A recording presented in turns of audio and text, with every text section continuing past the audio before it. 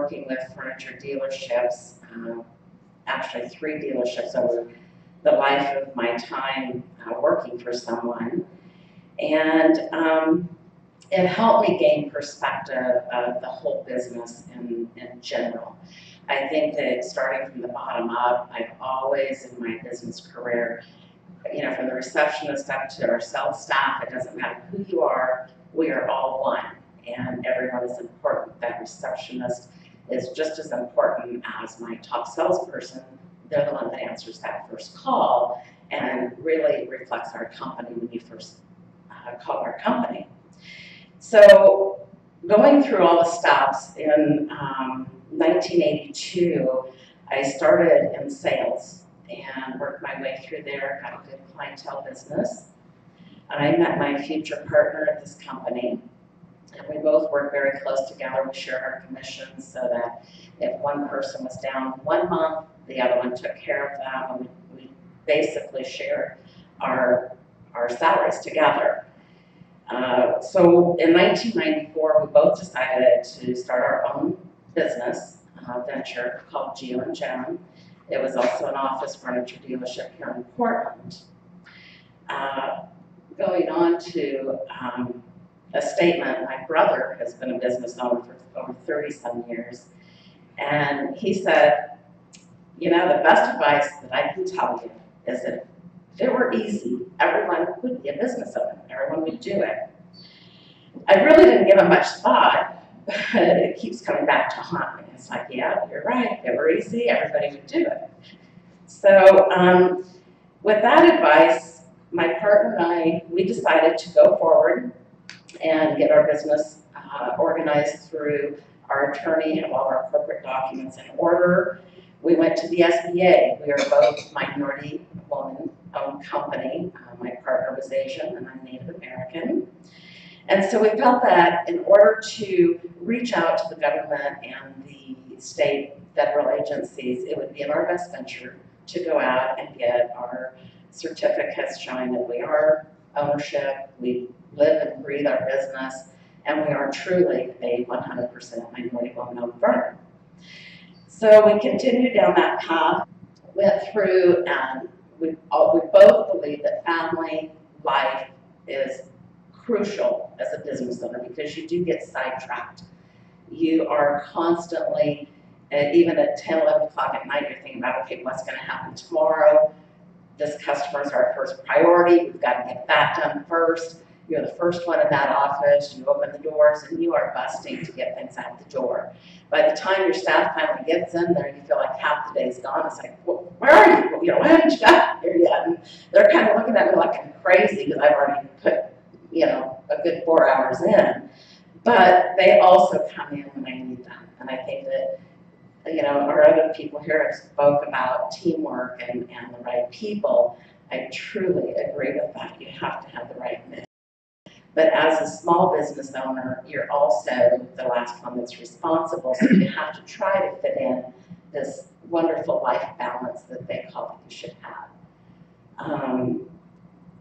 So we went ahead and we got our business organized. We actually went for our 8A status. I don't know how many of you are familiar with that, but it is with the federal government.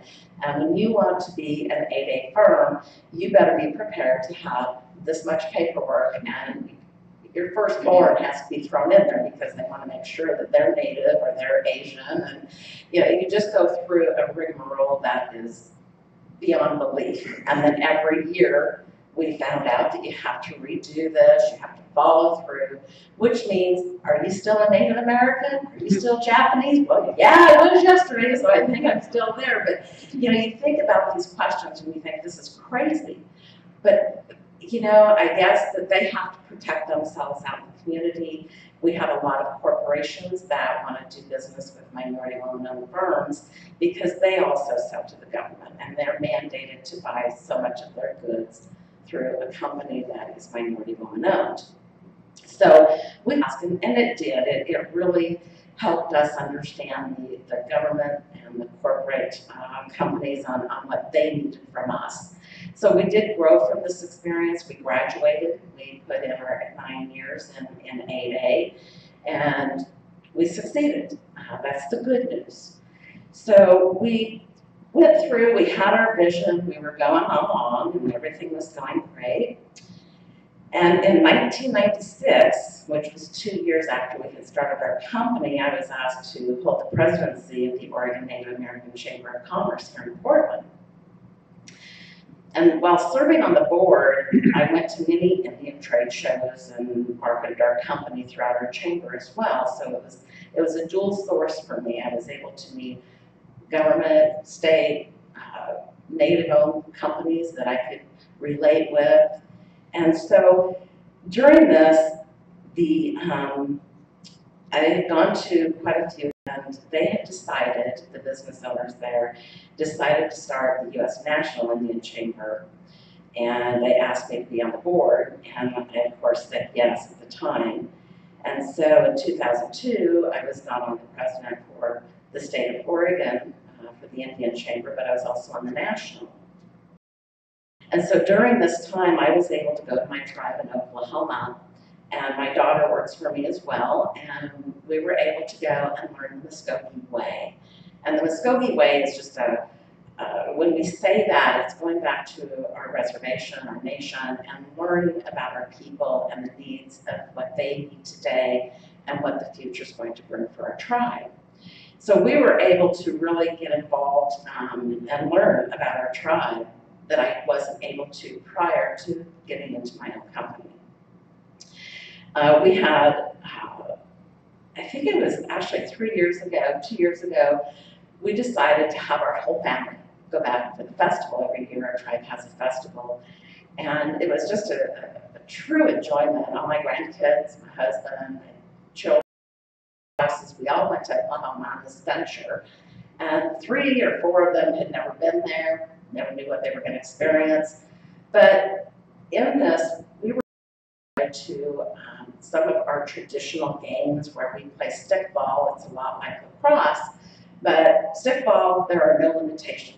In other words, wherever that ball lands, it's fair game. And so before we got out there, I told my children, I said, be careful, because if you're near that ball, you got to get out of there. You know, as I had been to them before, and I'd actually seen the ball hit into a car, and all these big burly guys are running out there, and they're all getting into this car. They didn't care who was in their way to get it back out in the field to score. So it was a lesson for them.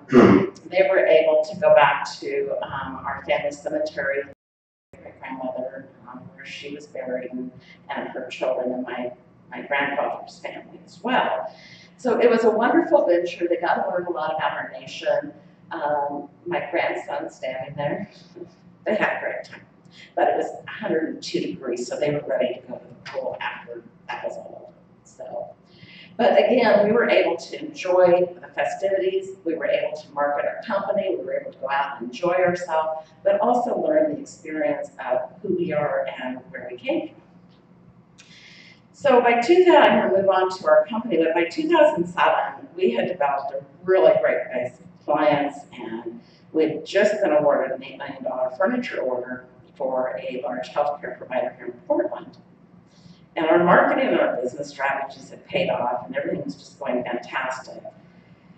But we were making all of our numbers with our manufacturers, and our payables and receivables were looking great. We had no problems whatsoever. And as our company was celebrating this win, decided to pull the line from us because they didn't like our direction in Indian country that we were going. So they pulled the line from us and decided to take it over to another dealership here in Portland. And my customer, the actual job was awarded to our company, and so the healthcare provider said, look, if they're not going to get this, then nobody wins. We're taking it, and we're giving it to the biggest furniture company here in Portland. And we're sitting here, going, oh my God, this can't be happening. But it was. And so we lost that order, and on top of that, when they pulled the line from us, we had standardized all of our customers on this one manufacturer. So not only did you lose this huge win, but you've lost all your work that you've done for the last 10 years. So it had a major effect on our company. And at that time, I had decided to resign my position on both of the Native American boards so that I could help focus and regain the momentum in our company and get more sales for the business.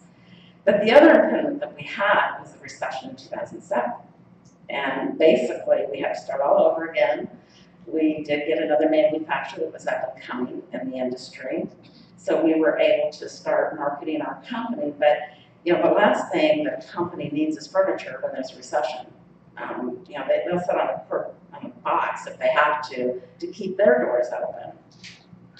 So it was one of those difficulty times for our business where between about 2008 and 2009 was when we were really feeling the pinch.